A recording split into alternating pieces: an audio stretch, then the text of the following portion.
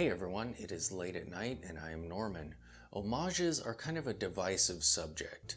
Some watch nerds are okay with them, other watch nerds are very much into them, and still others vehemently oppose them. I personally am okay with homages. I actually own a couple of them. I own a Smith's PRS 29A, which is an homage of vintage Smith's field watches, but I guess that doesn't really count since they are Smith's watches. But I also own the Smith's Everest, which is an homage to vintage variants of the Rolex Explorer. And I have owned the Longines Dolce Vita, which is basically a Tank Americain homage. And way back in the day, I also owned a couple Mil Sub homages. What if I told you there was a newer brand that was producing all kinds of homages and selling them for an affordable price? And what if I also told you that you are probably already familiar with this brand's name?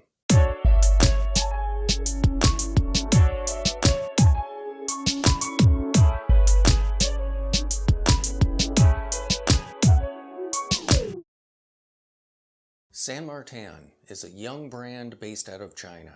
The company was founded in 2016 and it's already kind of a big deal. Just a cursory search of the brand on the internet and you'll know what I'm talking about. There are a lot of interest in these watches. Tonight we're going to be taking a look at 5 of their affordable, or at least affordable-ish, homages. The first piece I want to look at is an homage to a Tudor Black Bay 58. This is the SN0008-G. These watches retail from between $326 to $456. This watch fully captures the aesthetic of the Tudor Black Bay at a much more attainable price point. It has everything from snowflake hands to the red triangle around the 12 o'clock pip on the bezel. There's less writing on this watch than on the Tudor, and the bracelet is different, especially in regards to the end links. I feel Tudor's bracelet is much better looking. They both have rivets along the edges of their bracelets. However, the San Martin's end links are kind of odd looking, and there appears to be a pretty significant gap between the end link and the first center link. It is likely just an odd light reflection, but the brushed finish on this San Martin piece appears to be a bit rough. I like the small polished bevel along the top edge of the case's sides and along the edge of the bracelet. And when purchasing these, you have options. You can get them with a sterile dial, no logo. You can choose the dial color. Your options are black, blue, and luminous. And you can choose between a hand wound and an automatic movement. As for the specifications of this watch, the case size is 40mm, the lug to lug is 48mm, the case height is 11.5mm, the lug width is 20mm, the case material is 316L steel, the crystal is sapphire, the bezel is ceramic, the crown is screw down, it has 200 meters of water resistance, and the movement options are the PT5000 or the Sellita SW200. The next watch on my list is a Rolex Submariner homage. This is the SN017-G. These retail for between $209 and $225. This watch is a super affordable, complete Rolex Submariner homage. Everything from the bezel font, to the Mercedes hands and Cyclops, to the dial design and even the seconds hand. And like the Tudor homage, you can order this piece with or without the San Martin logo, which is pretty cool. I personally don't really care for their logo. It seems a bit large and too distracting. So if it were me, I'd probably opt for the no logo variant. The bracelet on this one looks much better than the one on the Tudor homage. However, it would be cool to have a glide lock style clasp. But it does have 4 micro adjustment positions, so that's pretty cool. The beveling on the clasp looks great, as does the grip around the edge of the bezel. Even this detail appears to be a match to the grip style on the Submariner. This watch is also available in a number of dial colors: black, blue, green, and luminous. The magnification on the Cyclops appears to be pretty strong, and as far as I can tell from the photographs, the date is pretty well centered beneath it. It does appear to be a bit thicker than a Submariner though. As for the specifications on this watch, the case size is 40.5mm, the lug to lug is 48mm, The case height is 14 millimeters. The lug width is 20 millimeters. The case material is 316L steel. The crystal is sapphire. The bezel is ceramic. The crown is screw down. It has 200 meters of water resistance, and just like the Tudor, you can choose from two different movements, the PT5000 and the Sellita SW200.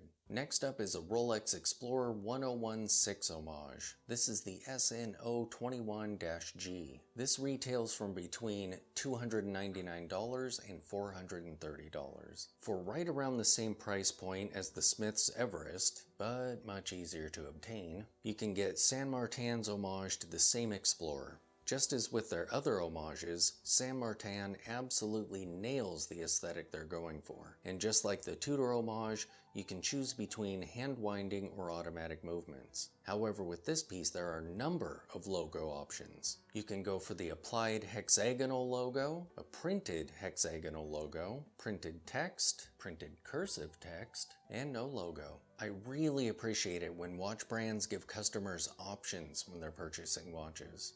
So cool. Now the case size is a little bit confusing. In the title text for the watch, it says it's 36 millimeters. However, in the specifications, it says 37.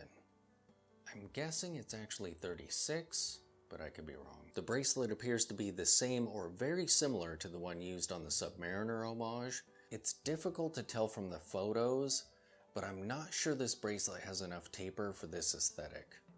A 36 millimeter watch with 20 millimeter lugs should have a decent amount of taper to the bracelet. The Rolex Explorer has a great amount of taper to its bracelet, and the Everest has a decent amount as well. However, its taper is a bit slower. I feel that too slow of a taper or none at all just makes the bracelet kind of overpower a watch of this size. Unlike the bracelet on the Everest, this bracelet does not have rivets on the side. Rather, its links are smooth and it appears to be mirrored on the sides. As for the specifications on this watch, the case size is 36 or 37 millimeters.